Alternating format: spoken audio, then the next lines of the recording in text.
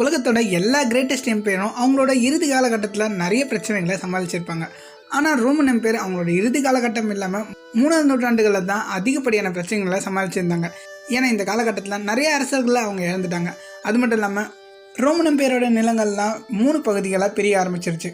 வெஸ்ட்டில் கேலிக் empire, ஈஸ்டில் பல்மேரியன் empire, இந்த மாதிரியான சின்ன எம்பையரில் ரோமன் எம்பையரோட பெரிய நிலங்களை கேப்சர் பண்ணிடுறாங்க. அது மட்டும் இல்லாமல் இந்த நேரத்தில் வேண்டல்ஸ், காட்ஸ், விசகாத்திக்ஸ் இது மாதிரியான நிறைய ட்ரைபல் குரூப்பும் ரோமன் எம்பையர் மேலே தொடர்ந்து போர்களை நடத்தியிருந்தாங்க.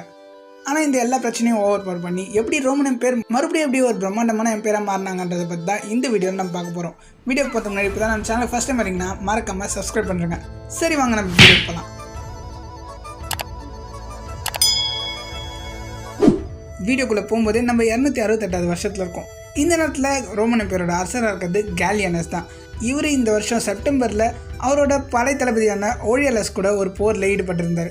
ஆனால் இவரோட மனசில் இப்போ நடக்கிற போரை பற்றி அவருக்கு கவனம் இல்லை. ஏன்னா சில வருஷங்களுக்கு முன்னாடி தான் பாஸ்டமஸ்ன்ற ஒரு படை தளபதி ரோமன் எம்பையர்லேருந்து வெஸ்டர்ன் சைடில் இருந்த நிலங்களெல்லாம் கேப்சர் பண்ணிடுறாரு. அதே போல் தான் ஈஸ்டர்ன் சைட்லையோ ஈஜிப்ட் மாதிரி இருந்த நிலங்கள்லாம் பல்மேரியன் எம்பையர் எடுத்துக்கிறாங்க. அதனால ரோமன் எம்பையரில் இந்த நேரத்தில் பல குழப்பங்கள் இருக்குது. இதெல்லாம் பார்த்தாதுன்ட்டு நார்த்லேருந்து வர விசகோத்திக்ஸ், வேண்டல்ஸ், அல்மனிஸ் மாதிரியான பார்பேரியன்ஸோட ரைட்ஸும் தொடர்ந்து அதிகரிச்சுட்டே இருக்குது. இதை பற்றிலாம் கேலியனஸ் யோசிச்சுட்டு இருக்கும்போது அவரோட படை தளபதியான கிளாடியஸ் அவங்க எதிர்க்க வந்திருக்க எதிரி தனியாக அவங்களோட கேம்பில் இருக்கிறதா சொல்லி கேலியனஸை தனியாக கூட்டின்னு போயிடுறாரு. இதனால கேலியனஸும் அவரோட படை வீரர்கள்லாம் யாருமே கூட்டுக்காமல் தனியாகவே அந்த இடத்துக்கு போயிடுறாரு. ஆனால் அதுக்கப்புறம் தான் தெரியுது கிளாடியஸ் ஒரு வலை விரிச்சிருக்காரு. அந்த வலையிலையும் கேலியனஸ் கரெக்டாக விழுந்தார். கேலியனஸை கூட்டிகிட்டு போய் கிளாடியஸும் அவங்க கூட இருந்த பல போர் வீரர்களும் ஒன்று சேர்ந்து அவங்கள கொண்டுடுறாங்க. கேலியனஸை கொலை பண்ண பல வீரர்களில் நம்ம வீடியோட ஹீரோவும் இருக்கார். அவர் தான் லூசியஸ் டொமிட்டியஸ் Aurelianus. நம்ம இந்த வீடியோ ஃபுல்லாகவே அவுரேலியனை பற்றி தான் பார்க்க போகிறோன்றதுனால அவரோட ஷார்ட் ஹிஸ்ட்ரியை பற்றி சொல்லிடுறேன். இவர் சேதக்கால 214 இல்லை 215 பிறந்திருக்காரு. இவர் 20 வயசில் ரோமன் எம்பையரோட மிலிட்ரியில் ஜாயின் பண்ணுறாரு. அப்பத்துலேருந்து இவரோட வீரத்தை பார்த்தோம், இவரோட தைரியத்தை பார்த்தோம், பல ரேங்க்ஸில் இவர் தொடர்ந்து ஹை பொசிஷனில் மாறிட்டே இருந்தார். இவரோட 50 வயசில் இவர் ரோமன் எம்பையரில் இருந்த பல வீரர்களோட நம்பிக்கை நட்சத்திரமாக மாறிடுறாரு. இதனால் ரோமனோட படை வீரர்கள் எல்லாருமே அவுரேலியனை மனு அண்ட் ஃபெரம் தான் சொல்லுவாங்க. அப்படின்னா கையுடன் வாள் இருப்பவன், இல்லைனா வாளின் மேல் கை வைத்திருப்பவன். அவ்வளோதாங்க என்னோட தமிழ் டிரான்ஸ்லேஷன் இருக்கும். ஆனால் லாட்டினில் இது கேட்கறதுக்கு நல்லாவே இருக்கும், மனு அண்ட் ஃபெரம். கேலியனஸாக அவரோட சொந்த படையை கொலை செஞ்சதுக்கப்புறம் ரோமன் எம்பையரோட அரசராக 2ஆம் கிளாடியஸ் வராரு. இவர் அரசர் பதவி ஏற்றதுக்கப்புறமே நார்த்தன் இட்டலியில் பிரம்மாண்டமான பார்பேரியன் படை கூட ஒரு போர் செய்கிறாரு. இந்த போரில் பார்பேரியன்ஸோட படை எண்ணிக்கை ரொம்பவே அதிகமாக இருந்தாலும் கிளாடியஸ் இந்த போரில் வெற்றி பெற்றார். அடுத்து ரோமன் எம்பையரோட ஈஸ்டர்ன் ப்ராவின்ஸில் ஏற்பட்ட போர்லேயும் இவர் தான் வெற்றி அடைஞ்சார். ஆனால் இந்த வெற்றியெல்லாம் அவர் கொண்டாடுறதுக்கு முன்னாடியே அவருக்கு பிளேக் வந்து இறந்து போயிடுறாரு. இதனால மறுபடியும் ரோமன் எம்பையரோட அரசராக யார் வருதுன்றதுல பல குழப்பங்கள் ஏற்பட்டுருந்துச்சு. இந்த நேரத்தில் தான் கிளாடியஸோட சகோதரனா குவிண்டிலஸ் தன்னைத்தானே அரசராக ப்ரொக்ளைம் பண்ணிக்கிறாரு. ஆனால் அதே நேரத்தில் ரோமன் எம்பையரோட இன்னொரு பகுதிகளில் ரோமன்ஸோட சோல்ஜர் எல்லாருமே அவுரேலியனை தங்களோட அரசராக ஏற்றுக்கினாரு.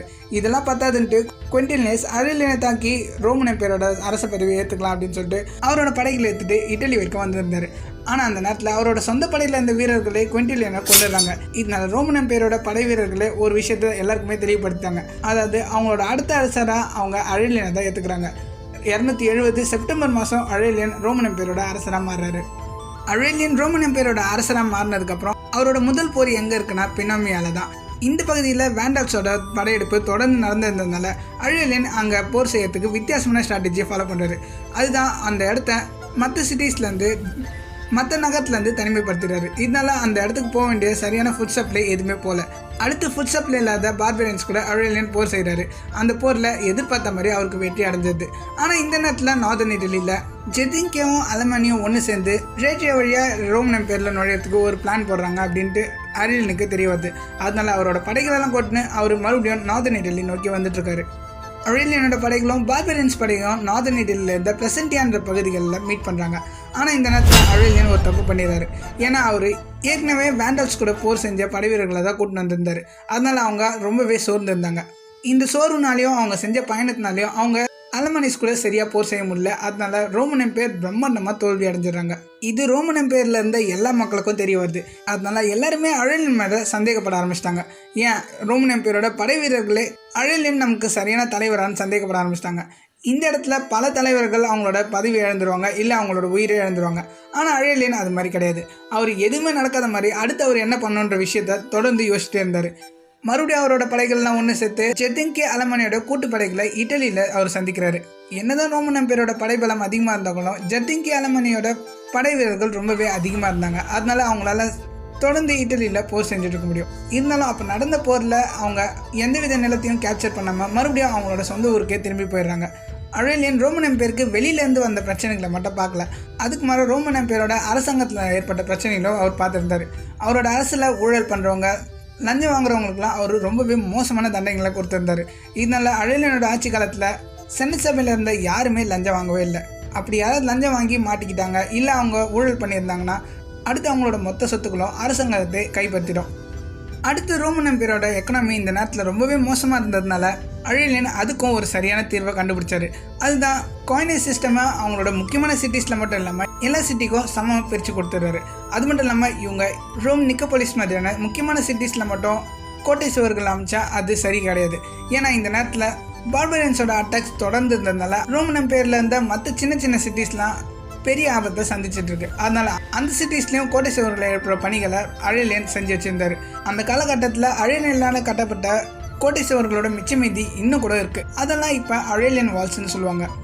அடுத்து அurelian இந்த ரிஃபார்ம்ஸ்லாம் பண்ணதுக்கப்புறம் பால்கன்ஸில் வேண்டால்ஸ் கூட ஒரு போர் செய்யறதுக்கு போயிருக்காரு. அவர் ரோமன் எம்பையர்ல இந்த வேண்டால்ஸை வெற்றிகரமாக தோக்கடிச்சிருவாரு. அடுத்து டானியூ நதியை தாண்டி வேண்டால்ஸோட நிலங்கள்லேயே போயிட்டு அவங்களோட படைகளை தோக்கடிச்சிடுறாரு. அடுத்து அவரோட அரசரான கெனபவுடிஸையும் கொண்டு வர்றாரு.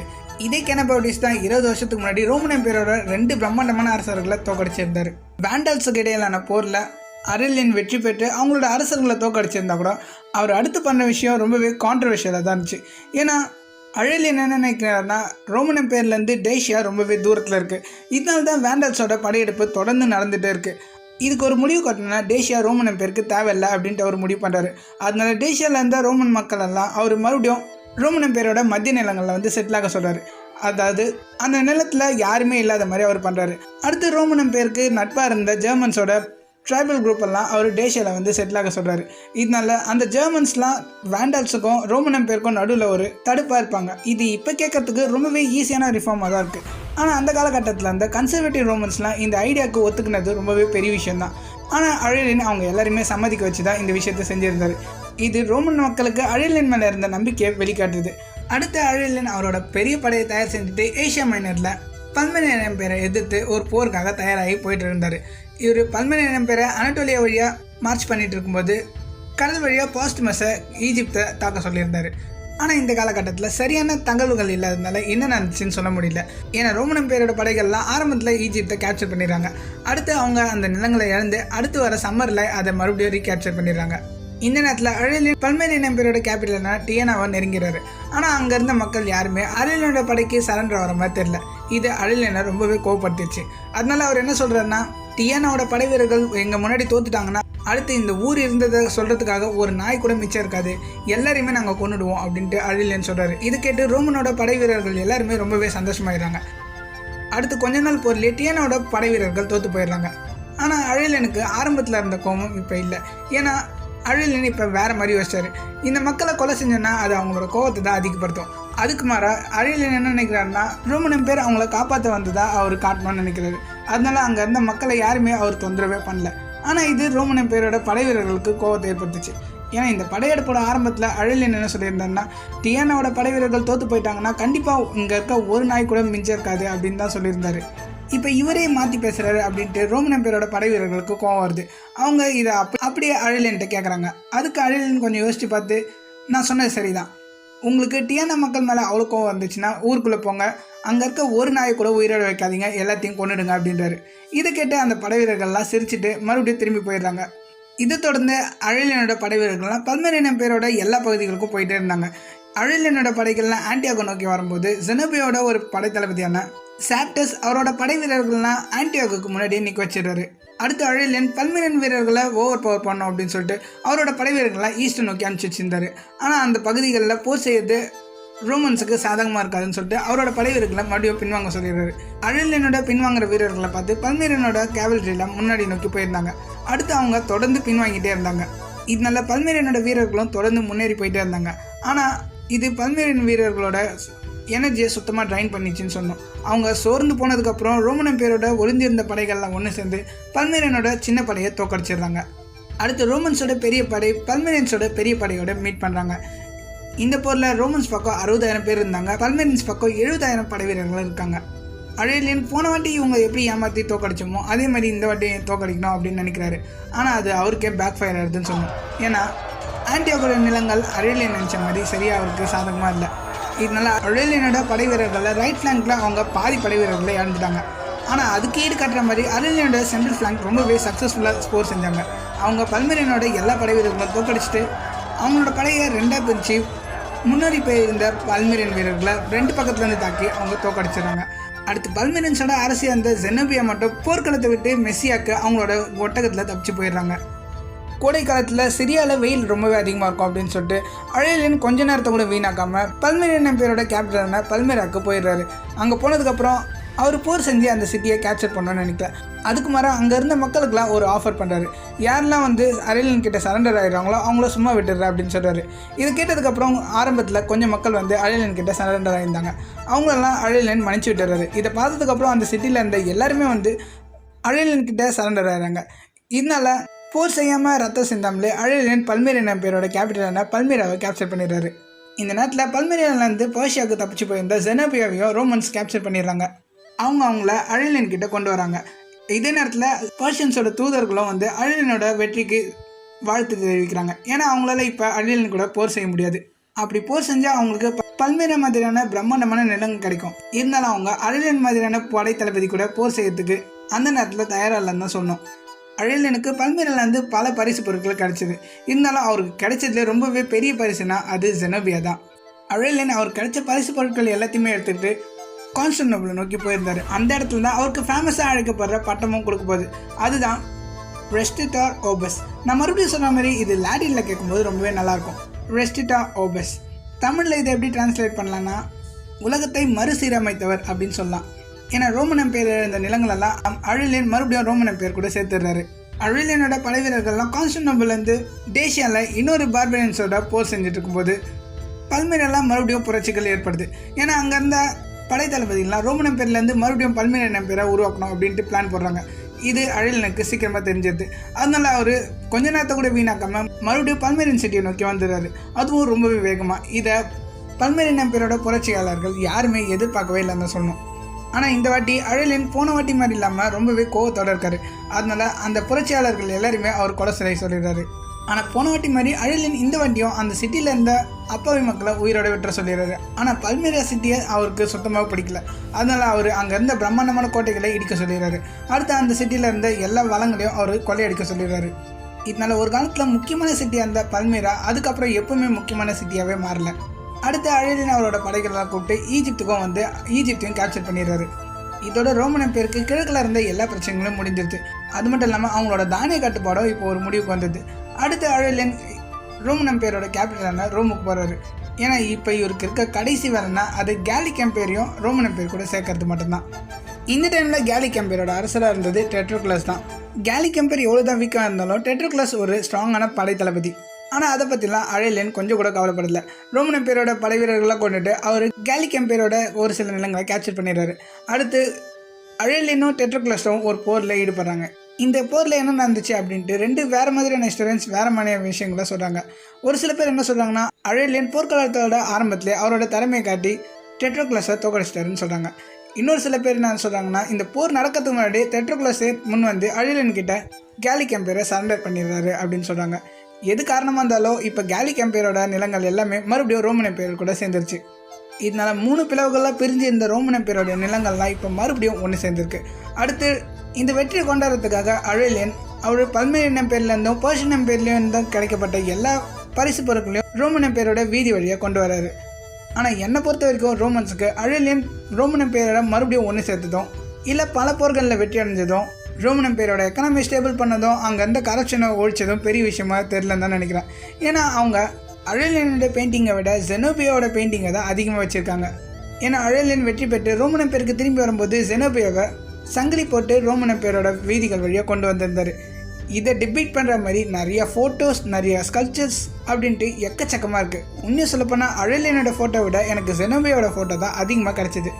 ரோமன் எம்பையரோட வரலாறுலேயே பெரிய மாற்றங்களை செஞ்சுருந்தா கூட அரெலியனுக்கு இது சாதனையாக தெரில. அதனால் மறுபடியும் அவர் ஈஸ்டர் நோக்கி அவரோட படைகளை எடுத்துகிட்டு கிளம்பிடுறாரு. 3ஆம் நூற்றாண்டுகளில் இருந்த ஹிஸ்டோரியன்ஸ்லாம் எதை மையமாக வச்சு இதை சொல்கிறாங்கன்னு எனக்கு தெரியல. ஏன்னா அரெலியன் இப்போ ஆல்ரெடி ரோமன் எம்பையரை மறுபடியும் ஒன்று சேர்த்தாரு. ஆனால் எந்த காரணமே இல்லாமல் எதுக்கு அவர் ஈஸ்டர் நோக்கி போயிருந்தார் அப்படின்ற விஷயத்த மட்டும் யாருமே தெளிவாக சொல்லலை. ஒரு சில பேர் இவங்க வேண்டல்ஸ் கூட போர் செய்யறதுக்காக போயிருந்தாருன்னு சொல்கிறாங்க. இன்னும் சில பேர் என்ன சொல்கிறாங்கன்னா, சில வருஷங்களுக்கு முன்னாடி பர்ஷியன் எம்பையர் வெள்ளரையனை போர்க்களத்திலே கேப்சர் பண்ணிடுறாங்க. அவர் தான் ரோமன் எம்பையர்லேயே முதல் முறையாக போர்க்களத்தில் கைப்பற்றப்பட்ட அரசராகவும் இருக்கார். அந்த விஷயத்துக்கு பழி வாங்கிறது கூட அரெலியன் இப்போ ஒரு படையை தயார் செய்கிறார் அப்படின்ட்டு இன்னொரு சில பேர் சொல்கிறாங்க. இது கூட நல்ல காரணமாக தான் இருக்குது. ஏன்னா அசாசினேட் எம்பையர்லையும் இப்போ உள்நாட்டு குழப்பங்கள்லாம் ஏற்படுறதுனால அரெலியன் போரில் ஈடுபட்டார்னா கண்டிப்பாக பர்ஷியன் எம்பையரையும் மொத்தமாக கேப்சர் பண்ணிடுவார். ஆனால் அது மாதிரி நடக்கலையே. ஏன்னா 275களில் அரெலியன் பைசண்டியமுக்கு பக்கத்தில் இருந்த செனபெட்ரியம் அப்படின்ற இடத்துல அவரோட படைகளோடு சேர்த்து ஒரு கேம்ப் அமைச்சு வச்சுருக்காரு. இந்த இடம் தான் அவர் நிரந்தரமாக ஓய்வு எடுக்க போகிற இடம்ன்ட்டு அப்போ அவருக்கு தெரியாது. ஏன்னா அந்த காலகட்டத்தில் அந்த இடத்தோட கவர்னராக இருந்த இல்லை ஒரு சாதாரண மனுஷனாக இருந்த ஏரோஸ்ன்றவர் பெரிய தப்பு செஞ்சிடறாரு. இந்த தப்பு மன்னிக்க முடியாத அளவுக்கு பெரிய தப்பு. ஆனால் அது என்ன தப்புன்னு தான் தெரில. இது மட்டும் அரசருக்கு தெரிஞ்சிருந்தால் கண்டிப்பாக அவரோட உயிரே போயிடும். ஆனால் அது மாதிரி நடக்கூடாது அப்படின்ட்டு ஏராஸ் ஒரு வித்தியாசமான முயற்சியை கையெடுக்கிறாரு. அது என்னென்னா, ஏராஸ் கூட இருக்கவன் அரெலியனோட கையெழுத்து மாதிரியே எழுதுறதுக்கு தெரிஞ்சவன். அவரும் வச்சு பல ஆர்டர்களில் பொய்யா கையெழுத்து போட சொல்லிடுறாரு. அந்த ஆர்டர்லாம் என்ன எழுதிச்சுன்னா, அரெலியனோட படை தளபதிக்கு மேலே பெரிய குற்றங்களை எழுதி அந்த குற்றத்துக்கு தண்டனையாக அவங்கள கொலை செய்கிறதா அதில் எழுதியிருந்துச்சு. இதெல்லாம் ஏராஸ் அரெலியனோட படை தளபதிக்கிட்ட காட்டிடுறாரு. இதை பார்த்ததுக்கப்புறம் அவங்களுக்கு ரொம்பவே பயமாயிடுது. அரெலியன் இதுக்கப்புறம் உயிரோடு இருந்தால் கண்டிப்பாக நமக்கு மரணம் தான் மிஞ்சம் அப்படின்னு சொல்லிட்டு அரெலியனோட நம்பிக்கையான படை தளபதிகளை அரெலியனை கொண்டுடுறாங்க. ஆனால் அதுக்கப்புறம் தான் ஏரஸோட சதி வேலையை அவங்களுக்கு தெரிய வந்தது. இது தெரிஞ்சதுக்கப்புறம் அவங்களோட மனசே ரொம்பவே உடஞ்சி போயிடுது. அது மட்டும் இல்லாமல் அவங்களோட விருப்பமான அரசரையும் அவங்க இப்போ இழந்துடுறாங்க. இந்த கோபம், ப்ரெஷர் எல்லாமே ஒன்று சேர்ந்து அந்த படை வீரர்களை ரொம்பவே மனசு நோக்கடிச்சுன்னு தான் சொன்னோம்.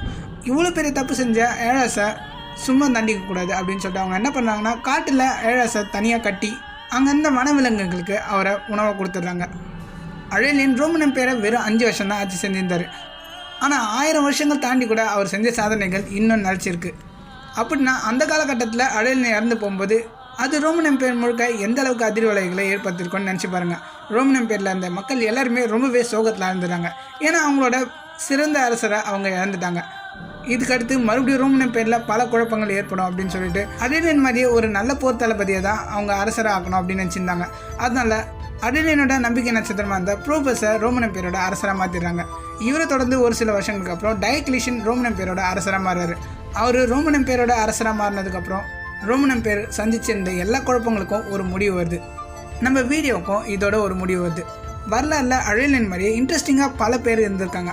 அவங்கள பற்றியும் நம்ம சேனலில் கண்டிப்பாக வீடியோ அப்லோட் பண்ணுவோம். அதெல்லாம் பற்றி நீங்கள் தெரிஞ்சுக்கணுன்னா மறக்காம நம்ம சேனலில் சப்ஸ்கிரைப் பண்ணுங்கள். Because it's history.